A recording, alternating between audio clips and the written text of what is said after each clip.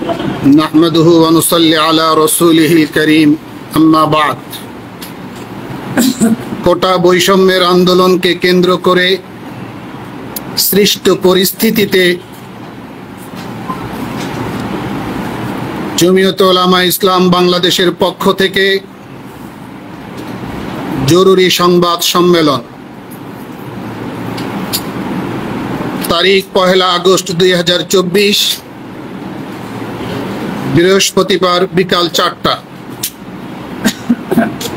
প্রিয় সাংবাদিক বন্ধুগণ, আমাদের দেশের বর্তমান অবস্থা কতটা নাজুক এবং কতটা সংকটময় তা নিশ্চয়ই আপনারা অবগত আছেন।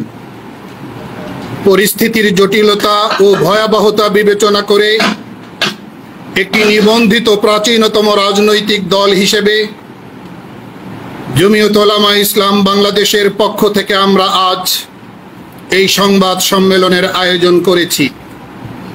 আমাদের দাওয়াতে সাড়া দিয়ে এতে অংশগ্রহণ করার জন্য আমরা আপনাদেরকে মোবারকবাদ জানাচ্ছি।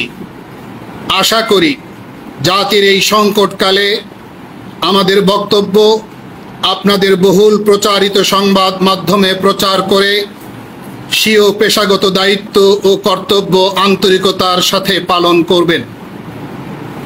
প্রিয় সাংবাদিক ভাইরা, পুরো জুলাই মাস জুড়ে, বিশেষ করে গতকাল পর্যন্ত শেষ 2 সপ্তাহে গোটা দেশেই কার্যত এক প্রকার শ্বাসরুদ্ধকর পরিস্থিতি বিরাজ করছিল, যা আমরা কেউ কল্পনাও করিনি। এখন প্রশ্ন হচ্ছে, কেন এই অনাকাঙ্ক্ষিত পরিস্থিতির সৃষ্টি হলো? কেনই বা হতাহতের এই এত মর্মান্তিক দৃশ্য জাতিকে দেখতে হলো? ছাত্র জনতা তো আহামরি এমন কোনো দাবি দাওয়া নিয়ে রাস্তায় নামেননি যা পূরণ করতে এতগুলো প্রাণ কেড়ে নিতে হবে, এত অসংখ্য মানুষকে সারা জীবনের জন্য পঙ্গুত্বের দিকে ঠেলে দিতে হবে। আমরা আজ আপনাদের মাধ্যমে নির্দ্বিধায় একথা বলতে চাই যে প্রিয় শিক্ষার্থীদের ন্যায়সঙ্গত ও শান্তিপূর্ণ আন্দোলনকে আজকের এই জটিল পর্যায়ে আনার জন্য সরকারই দায়ী। কারণ শুরু থেকে সরকারের দায়িত্বশীল ব্যক্তিদের উস্কানিমূলক বক্তব্য প্রদান, সরকার দলীয় ছাত্র সংগঠনের সশস্ত্র নেতা কর্মীদেরকে আন্দোলনকারীদের পেছনে লেলিয়ে দেওয়া এবং সম্পূর্ণ অন্যায়ভাবে শক্তি প্রয়োগ করে এমনকি নির্বিচারে গুলি চালিয়ে তাদেরকে দমন করতে চাওয়ার কারণেই গোটা দেশ অগ্নিগর্ভ হয়ে ওঠে। সরকারের দাম্ভিকতা ও একগুঁয়েমির ফলে আন্দোলনটা সারা দেশে ছড়িয়ে পড়ে এবং এক পর্যায়ে হতাহতের সংখ্যা হু হু করে প্রতিনিয়তই বৃদ্ধি পেতে থাকে। স্বাভাবিক কারণে সরকার এসবের দায় কোনোভাবেই এড়াতে পারে না। শিক্ষার্থী ও সাধারণ মানুষ মিলে সরকারি হিসেবে 2 শতাধিক প্রাণ ঝরে যাওয়া, হাজার হাজার আহত হওয়া এবং রাষ্ট্রের বিভিন্ন স্থাপনার ক্ষয়ক্ষতি সাধিত হওয়ার এই বিষয়গুলোকে আগাম মাথায় এনে সরকার চাইলে আন্দোলনটাকে অঙ্কুরেই শেষ করতে পারত। আমরা মনে করি সরকার তার একরোখা মনোভাব থেকেই এটা করেনি বা করার আন্তরিকতা দেখায়নি। ফলে যা হওয়ার তাই হয়েছে এবং এখনো হচ্ছে। জাতির বিবেক প্রিয় সাংবাদিক বন্ধুগণ, এ পর্যন্ত আমাদের যে সকল ভাই ও বোন এই আন্দোলনে শহীদ হয়েছেন, আমরা তাদের মাগফিরাত কামনা করছি। তাদের পরিবার বর্গের প্রতি গভীর সমবেদনা প্রকাশ করছি এবং যারা আহত হয়ে চিকিৎসাধীন আছেন তাদের সকলের দ্রুত সুস্থতা কামনা করছি। অতঃপর আমরা আজ পরিষ্কার ভাষায় বলতে চাই, মহান মুক্তিযুদ্ধের মূল কথা হচ্ছে সাম্য, সামাজিক মর্যাদা ও ন্যায় বিচার পাওয়ার অধিকার। এ আলোকে দেশের যে কোনো মানুষের ন্যায়সঙ্গত আন্দোলন করা মহান মুক্তিযুদ্ধেরই চেতনা এবং তা সাংবিধানিক অধিকারও বটে। সুতরাং সংবেদনশীল না হয়ে এরকম কোনো আন্দোলনকে বল প্রয়োগ করে বা নির্মমতার সঙ্গে গুলি চালিয়ে দমন করা সরকারের অসাংবিধানিক আচরণ। সঙ্গত কারণে নির্বিচারে গণহত্যা চালানোর নিন্দা জানানোর ভাষা আমরা আজ হারিয়ে ফেলেছি। এমনিতেই দীর্ঘদিন ধরে চলে আসা সীমাহীন বৈষম্য, হাজার হাজার কোটি টাকার দুর্নীতি, প্রয়োজনীয় দ্রব্য সামগ্রীর লাগামহীন মূল্য বৃদ্ধি এবং ভোটাধিকার হরণ সহ অগণিত কারণে মানুষ রাগে ক্ষোভে ফুঁসছিল। তার উপর যৌক্তিক দাবিতে আন্দোলনরত শত শত শিক্ষার্থী ও সাধারণ জনগণকে নির্বিচারে গুলি চালিয়ে হত্যা করার নিষ্ঠুরতা দেখে মানুষের ধৈর্যের বাঁধ ভেঙে গেছে। তাই তারা এই গণহত্যার দায়ে সরকারের পদত্যাগ চাইছে। আমরা বিস্ময়ের সাথে লক্ষ্য করেছি যে টানা কয়েকদিন নেট বন্ধ করে দেশকে বিশ্ব থেকে বিচ্ছিন্ন করে রাখা হয়েছে। আমরা আরও লক্ষ্য করেছি যে সরকারের নির্মম গণহত্যা থেকে শিশুরা পর্যন্ত রেহাই পায়নি সবজি বিক্রেতাও। গ্রেফতার আতঙ্কে আজ কয়েকদিন যাবৎ মানুষ বাসা বাড়িতে ঠিকমতো ঘুমাতেও পারছেন না। ইতিমধ্যে গণগ্রেফতার চালিয়ে হাজার হাজার মানুষকে জেলে প্রেরণ করা হয়েছে। মাসরুর নামক এক নিখোঁজ শিক্ষার্থীর পরিবার সংবাদ সম্মেলন করতে আসলে তাদেরকে আইন শৃঙ্খলা রক্ষাকারী বাহিনী তুলে নিয়ে গেছে। আন্দোলনের সমন্বয়কদেরকে নিরাপত্তার কথা বলে তুলে নিয়ে নির্যাতন করার অনেক অভিযোগ পত্রপত্রিকায় প্রকাশিত হয়েছে। রিমান্ডের নামে আটক ব্যক্তিদেরকে নিষ্ঠুরভাবে শারীরিক ও মানসিক নির্যাতন করা হচ্ছে।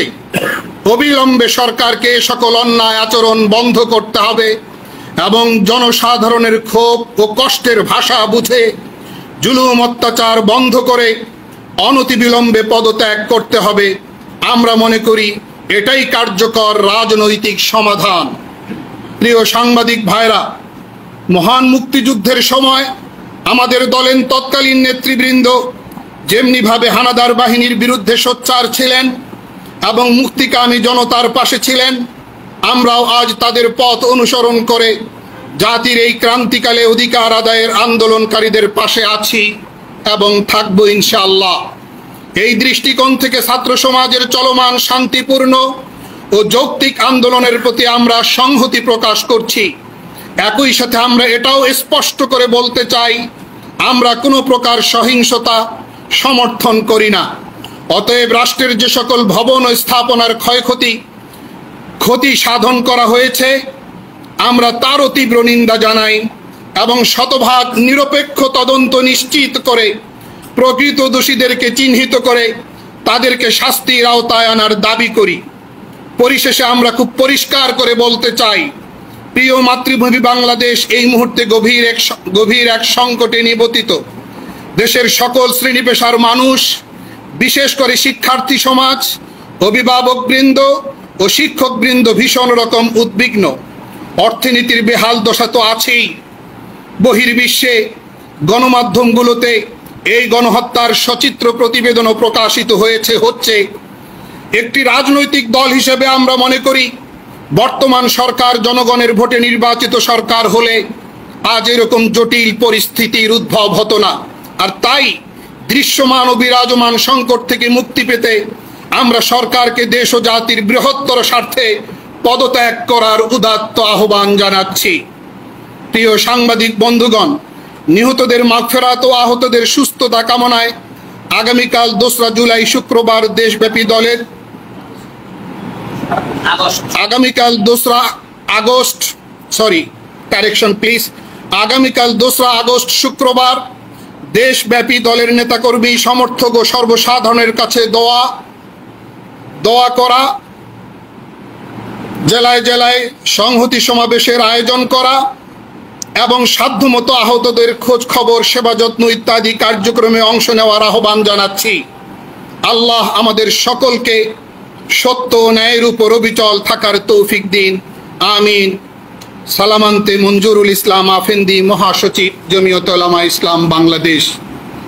আমরা একটু কারেকশন করছি, আমরা আগামীকালকের দোয়া মাহফিল, সংহতি মাহফিল আমরা অফিসে, আমাদের দলীয় কার্যালয়ে ইনশাআল্লাহ বিকেল 4টায় আমরা ইনশাআল্লাহ আয়োজন করব।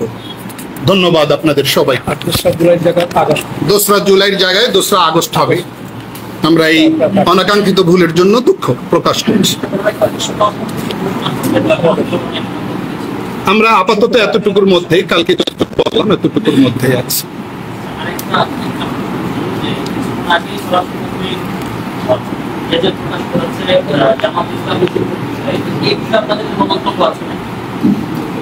বক্তব্য যে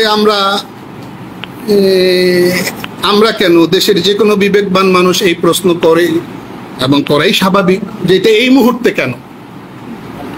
নম্বর এক। নম্বর দুই, এখন যাদেরকে নিষিদ্ধ করা হচ্ছে তাদের সঙ্গে যারা নিষিদ্ধ করছেন তারা তো একটা সময় কেয়ারটেকার গভর্নমেন্ট তথা তত্ত্বাবধায়ক সরকার ইস্যুতে এক টেবিলে বসেছে, একসঙ্গে আন্দোলন করেছে এবং একসাথে নির্বাচনও করেছে।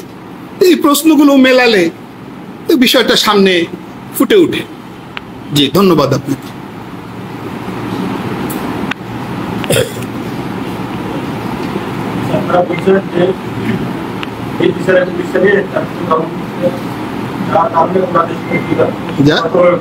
জি, হ্যাঁ, আজকে সংবাদ সম্মেলনে বলছেন যে বাইরে থেকে জঙ্গি গোষ্ঠী আছে গুলি চালায়। এটা আমরা বলি নির্জলা মিথ্যাচার, কারণ অসংখ্য ভিডিও ফুটেজ আছে জাতির কাছে, এগুলো সংরক্ষিত আছে, বাহিরের গণমাধ্যমগুলোর কাছে এগুলো পৌঁছে গেছে।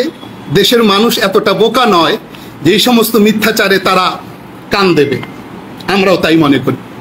তবে একটা কথা বলা যায়, যেহেতু দলের গুরুত্বপূর্ণ ব্যক্তি উবাইদুল কাদের সাহেব বলেছেন, তাহলে ওনারা কোথার থেকে এই লোকগুলিকে সংগ্রহ করেছিলেন গুলি চালাইবার জন্য, এই জবাবটা ওনারই দেওয়া উচিত। ফাইন, সুন্দর, ঠিক আছে। আরেকটা বিষয় আপনারা দেখছেন রংপুরে আবু সাঈদের ব্যাপারে যে গুলি করছে গুলিতে দেখাইছে 16 বছরের বাচ্চাকে দিয়ে দেখাইছে। এগুলো আমরা একটু আগেই বলেছি, এগুলো বিকৃতি সাধন এবং আমি মনে করি জাতিকে ভুল তথ্য পরিবেশন করা হচ্ছে এবং দোষটাকে আড়াল করবার অপপ্রয়াস চালানো হচ্ছে।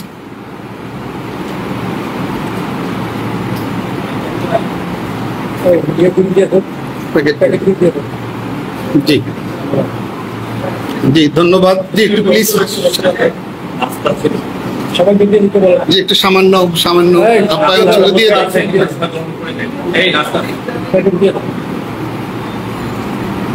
আপনাদের।